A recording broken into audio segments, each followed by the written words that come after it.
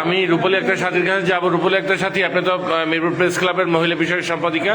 আজকে এই যে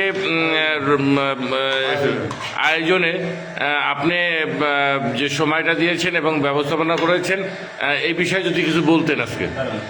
আসলে অনুভূতিটা হলো যে মানে ছোটবেলায় দেখেছি, আমি গ্রামে বড় হয়েছি, ছোটবেলায় দেখেছি যে আম্মু মানে সবার বড়দের দিনে রুটি বানাতো, হালুয়া বানাতো, সবাই খেতাম এবং পাশের বাড়ির যারা আসতো, আশপাশের যারা আসতো তাদেরকেও আম্মু দিত।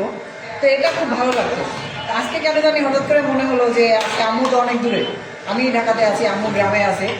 তো আম্মুকে স্মরণ করতে গিয়ে মনে হলো যে তাহলে এক কাজ করি, আমি ছোট পরিসরে একটু আয়োজন করি যে যাতে আমরা সবাই মিলে এই শবে বরাতটা উদযাপন করতে পারি। আসলেও ভালো লাগছে, আর সবাই আমাকে হেল্প করছে এই হিসাবেও। মানে আমাদের তারেক সাহেব আছেন, সিনিয়র ভাইস প্রেসিডেন্ট সভাপতি সাহেব আছেন, যুগ্ম সাধারণ সম্পাদক সিদ্দিক সাহেব,